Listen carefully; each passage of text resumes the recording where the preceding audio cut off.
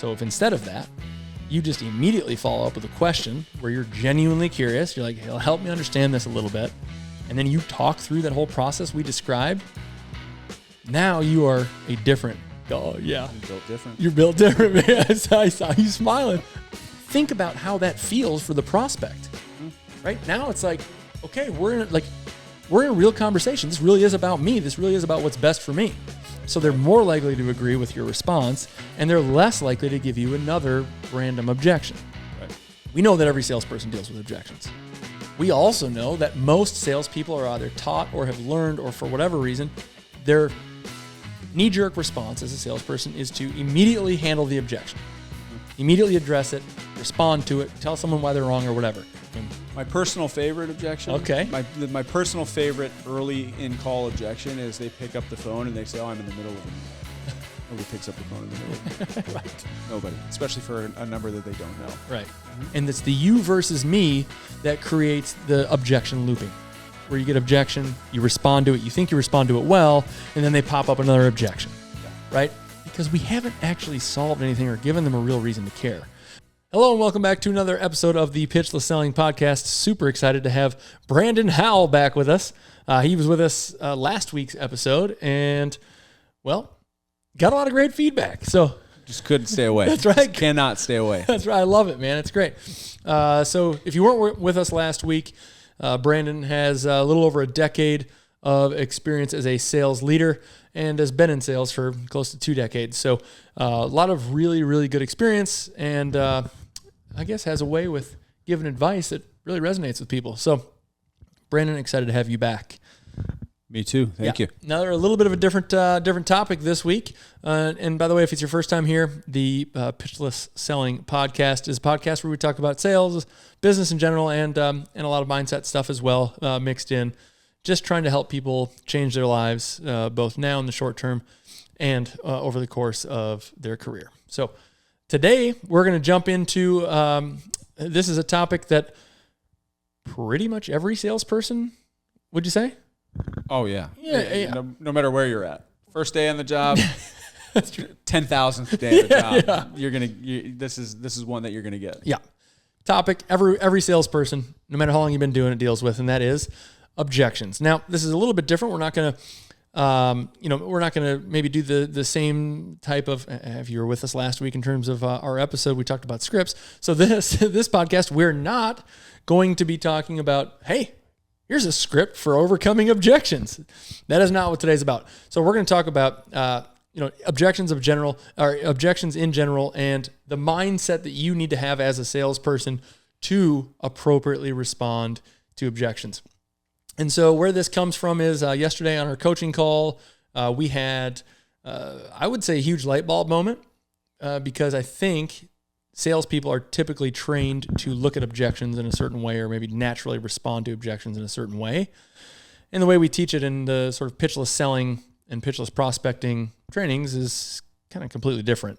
So first and foremost, Brandon, I would love to get your take on the number one most common way, like what do people do in any prospecting, selling, closing, whatever it is. What do you think or feel? What have you seen in your experience is the way that people typically go about handling objections? They get an objection, then what do they do next? They try and overcome it, right? They use something like a feel, felt, found to try and take the prospect from what they're telling them to where they want them to go, right? So if you're driving and you just keep down the road and you want your prospect to go left and they want to go right, and they're like, I want to go right. And you're like, no, you should go left. Yeah. Like, you should go left. Right. That's typically how people are trying to overcome objections, which works some of the time, right? You can bully people into or coerce people into or make people feel bad or whatever and get them to go that route, or you can do something different. Sure. Which is a better way. And we'll talk about that. Absolutely right. So what do you think is the main challenge with getting an objection and then immediately just responding to the objection, whether it's, a scripted overcome or, there's always like overcomes, right? Like just responding. What's the problem with that? I think we're kind of talking a little bit about what we did last week, right? Where when you're a sales professional, you think that you need to sell your customer, you need to get them to this point in the conversation, right? And you kind of lose sight that it's a conversation. You're trying to help somebody, and you're asking really good questions, and you're listening to their feedback. And so I think that's kind of what we're building on now is sales professionals want to go to that one spot. They want to take people there because they think that they need to sell them something, and this is exactly how you sell them, right? You give them all the goods up front, you overcome the objection, and then you close, right? Which works some of the time, but I think what we're about to talk about is going to be a better solution, and it kind of builds on what we've been chatting about in the last pod, and then what we're going to be talking about in this pod too.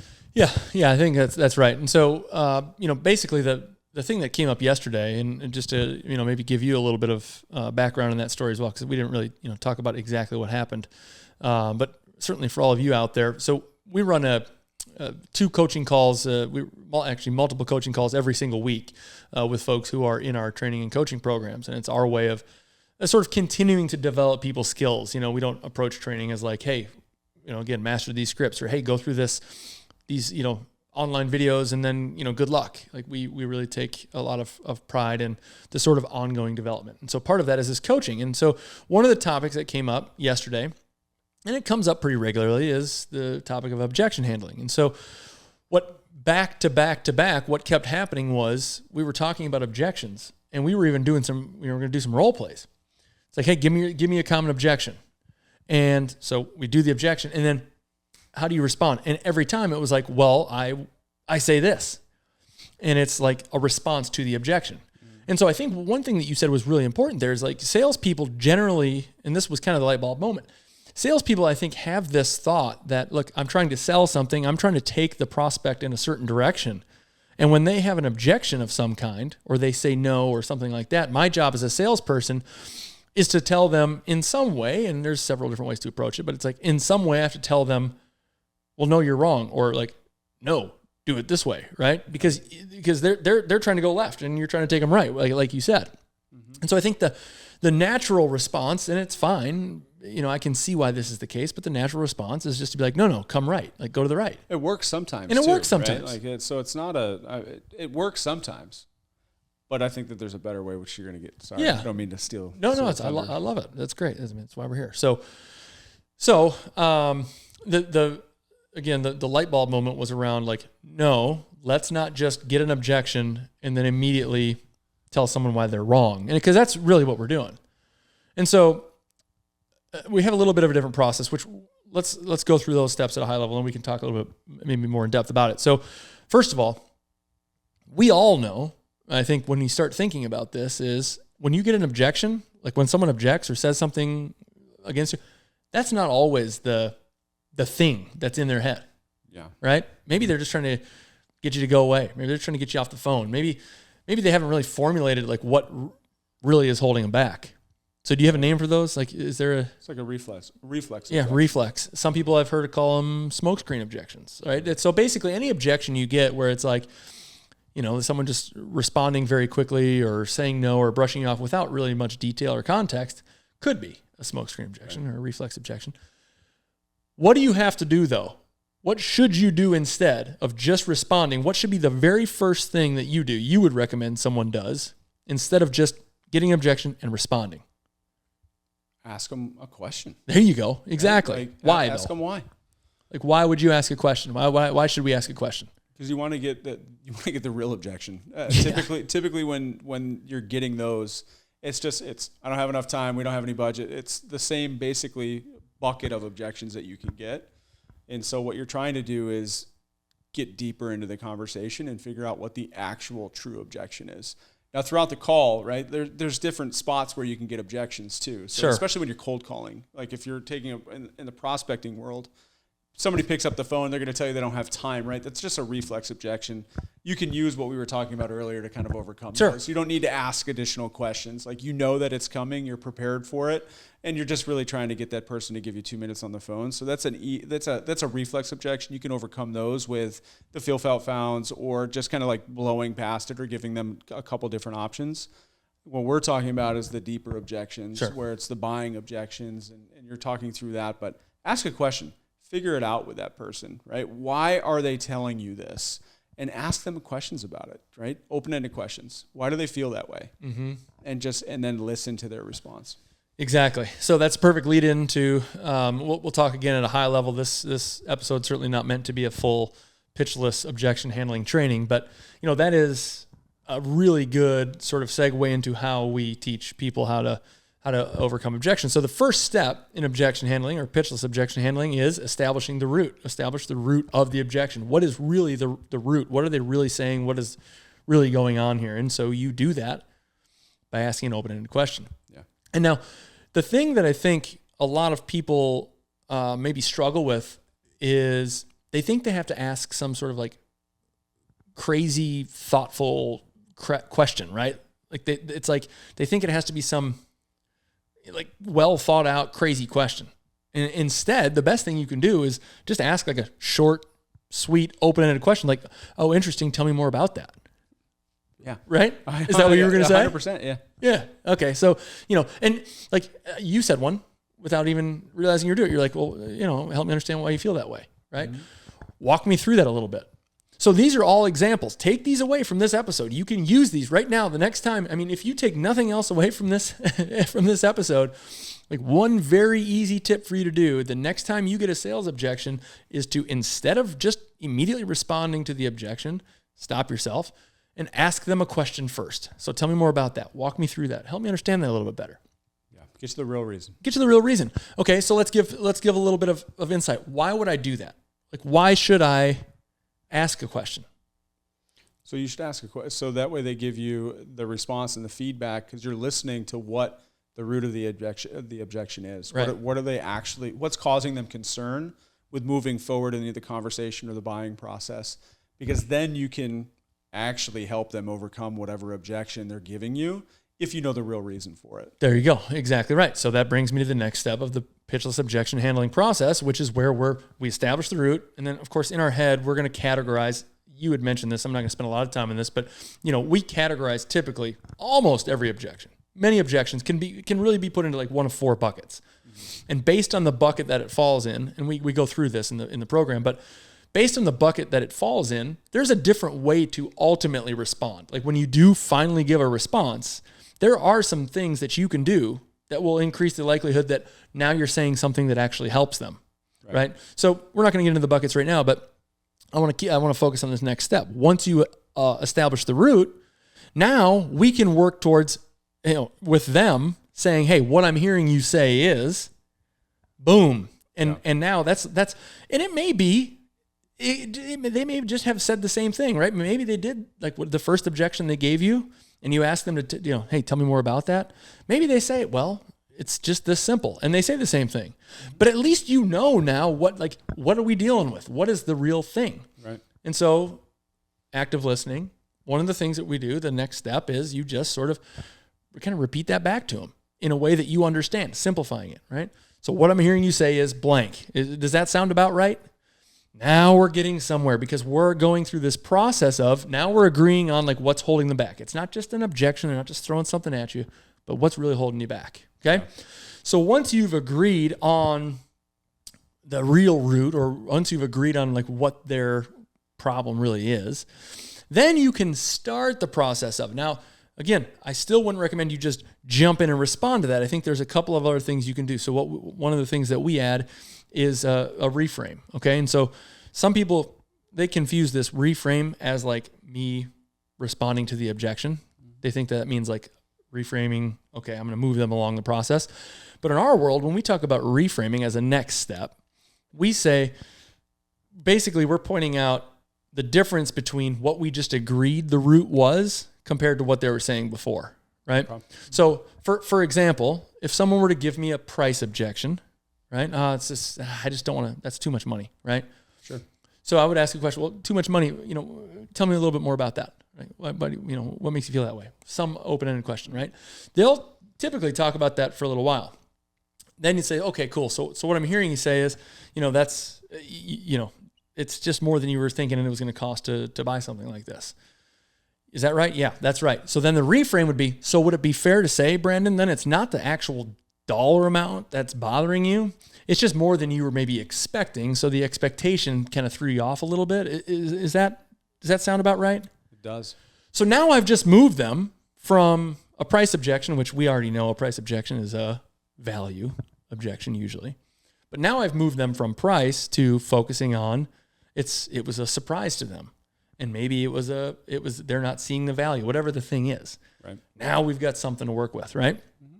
So now let's talk about, and as we go down the steps in the pitchless objection handling process, then, we're going to validate their feelings. That's one step. It's like, listen, first of all, appreciate you sharing that with me. Totally understand. Here's kind of what I'm seeing, or here's what I think might help you, right? So I want to talk about presenting a response now. It's like when you actually respond to an objection, how would you go about presenting a response? What should your mindset be as a seller when you're responding to we've already talked about, hey, don't just push them to the right.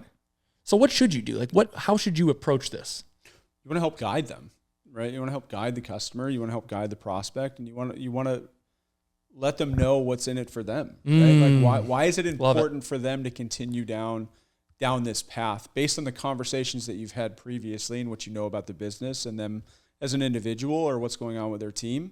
Like guide them down the path because you actually care about their business and the positive outcomes that are going to come from whatever you're selling them. That's right. Because you know that it's a benefit. They know that it's going to be a benefit. And so now you need to guide them through the process. Exactly. So the response, and this it sounds like what you're saying, make sure I'm not messing this up, but it sounds like what you're saying is the response is really more focused on like, why do they care?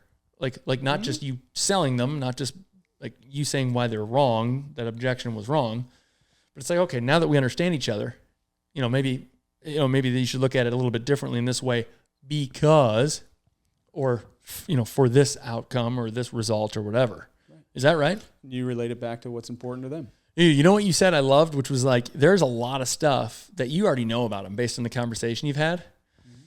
If you've been doing your job right. Right. And so like that's probably a whole nother podcast episode, but sure. I think that there's a lot of stuff that you can use that you know about them to appropriately then respond. Like, hey, like you mentioned before, this is, maybe it was more than you were expecting to pay, but we'd also talked about this problem, which was costing you this amount of money or this fear you have or whatever, right? That's why being involved, so not to take it back to last pod, but being involved in the conversation and active listening is so important. It's the number one skill, I think, of any salesperson is being able to listen. But then you also have to like take that information in because you're gonna use it throughout the course of the sale, right, or the relationship, and so you need to make sure that you understand what's important for them. So that way, when you do overcome these objections and you reframe it and you're starting to respond, it's the reason why is because of the customer. Right? It's what's best for them. Yeah, that's it. I think that the last thing you said is exactly it, right? Like the response, the best response you can give to an objection is something that like is best for them. Yeah. Right. It's not about you selling the deal. No, it's a genuine interaction. Like you're trying to do what's best for them in the company. And if they understand that, like some of the objections that you'll get, right, are they're going to be reflex. Some of them are going to be a little bit deeper. You're going to be able to reframe them. But if you can put the response as to what's best for the customer, they're going to agree. Right. Right. Because you have what their best interest in mind. Right. So I want to talk just a little bit about the differences here because, I think a lot of folks that I see and that, that come to us, they talk a lot about having these like, not necessarily scripted, but common rebuttals, right? Is that something you've seen in like maybe the prospecting world, especially? There's probably a little bit more of that. Yeah. You want to have a baseline. Right? Like you want to know about your competitors, their current situation, or what they might say if they're using a specific competitor to your solution that maybe your company has an advantage over. And so you want to take them along that pathway. The early on conversation objections, those can be can be scripted. Like you mean like a cold call? Yeah, like a cold call. Yeah, or like early in the conversation. Yeah, like the early stuff that's not any deeper other than like, I don't want to be on the phone right now. Yeah, right. you can script those out and overcome those and have a rebuttal kind of ready to go, as you should, because you know that you're going to That's get right. it. So you should have something, but at the same time, like, you're still giving options in those, and what's best for the customer. Because they know this, by the way. So if you get a reflex tip, if you get a reflex objection early on in the cold call, that person knows that you are going to call them back. They know that you are going to email them. They know you're going to call them back tomorrow. So if you just simply say, hey, that's no problem. I understand everybody's busy. I can call you back later, or I can just be super busy or super quick right now, 30 seconds. Right. They're going to say, go ahead. Right. They're going to give you the 30 seconds 99% of the time.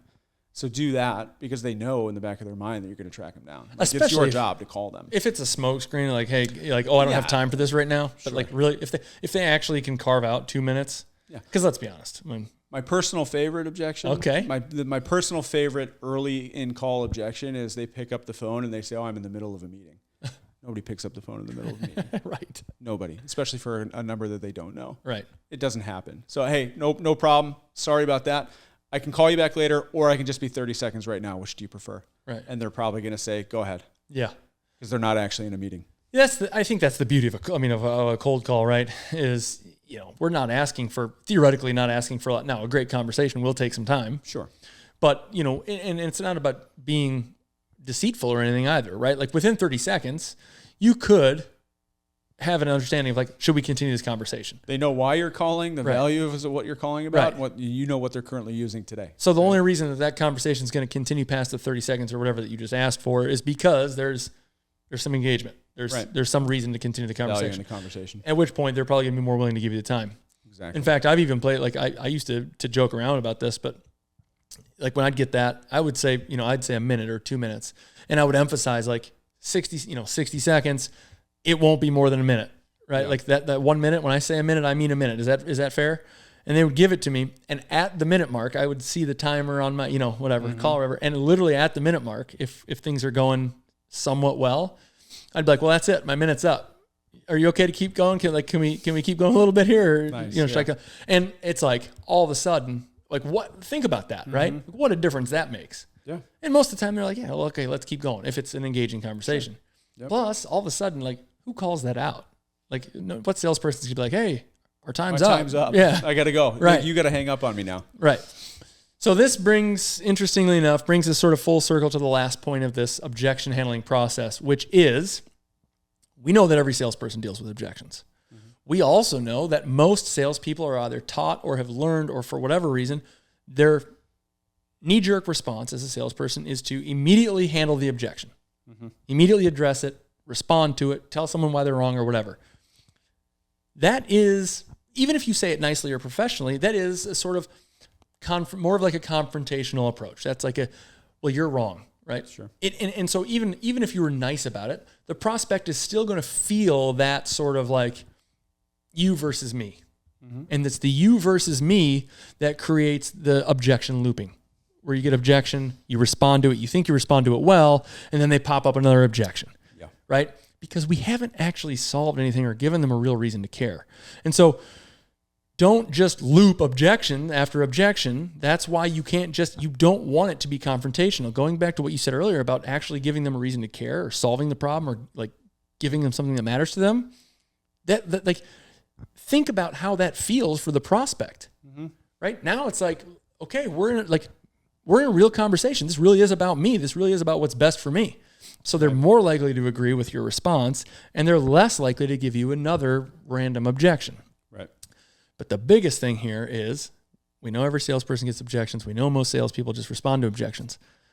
So think about what the prospect is likely thinking you're going to do. When they give an objection, what do they think? You're gonna try and blow right through it. Exactly. So if instead of that, you just immediately follow up with a question where you're genuinely curious, you're like, hey, help me understand this a little bit, and then you talk through that whole process we described. Yeah.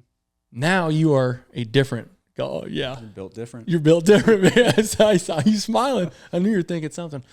But exactly, you're built different. This is a different type of experience, right? Mm-hmm. Immediately probably helps you establish more trust, more credibility, all these things. But at a minimum, you're giving that prospect a much better experience. Right. I think all of those things give you a better chance to close the deal. right? Agree. So what have we missed? Is there anything about objection handling that you think is really, really important from a takeaway perspective, or a tip, or like something specific that you think we didn't cover that people need to know, either prospecting or closing? I think from a tip perspective, and this goes for all of this, practice it. Oh, I like Right? that. Like, Yeah, that's right. It seems simple, but people don't do it. Yeah. Practice in the mirror. Yeah. Right? Like, you don't need another person to practice it with, but practice in the mirror in the morning. Like, just repeat it to you. If you're driving to the office, do it on the way to work, right? Like, practice in the car. Call your parents, call your friends, call girlfriend, boyfriend, wife, husband, whatever. Call somebody, ask them to practice with you. Yeah. It's just keep the conversation flowing. Yes. Right? Like, and be ready to ask good questions and engage in positive conversations. Right. I love that. I absolutely love that. And same thing with our coaching thing yesterday. In fact, some of the people in that, they're like, oh, I've been working on this stuff. I've been through the objection handling modules. I've been trying it with the prospects. I'm working, and it just takes time. Like, it's okay, but it takes time to get good at this. This is a skill. Yep. And so I love that practice. And again, when we say practice, it's not practice a script. It's not practice memorizing responses. It's practice having these real conversations where you start with a question. Tell me more about that. Walk me through that. Yep. Okay, so what I'm hearing you say is, okay, great. So would it be fair to say that it's not necessarily this, but it's more that? Right. Okay, great. Well, look, I'm happy we're on the same page, and thanks for giving me that information. What you just said is completely reasonable. Like that actually makes sense. Now that I understand a little bit more, though, I might encourage you to look at it a little bit differently. So here's kind of what I was thinking, and now that's the response. Mm-hmm. So that's literally, you could, if you're listening to this, you just practice. Yeah, that's it. Just do what I just did. Yeah. Like that process that I just gave you. Like I just walked through every step of the objection handling, pitchless objection handling process. Practice that. If you get those steps down, next time objections come up, you'll be in a great spot. Okay, that's it for this episode. Brandon, thank you so much for joining us. Hey, maybe we'll run it back. Yeah, thanks for having me again. Yeah, I appreciate it. This is great. Look, if the people keep calling for you, I'm going to have to get you back. Folks out there, if you like Brandon, if you want him back, just let me know. All right. Thanks so much for joining us, whether it's your first time or you've been here before. Always appreciate you. And don't forget to of course, like this and share it with, most importantly, share it with anyone that you think it could help. That's the whole reason we're here. It's the whole reason we're doing this. So help us get the word out. Maybe, just maybe, you'll help change someone's life. Thanks a lot, and we will see you on the next one. Be great.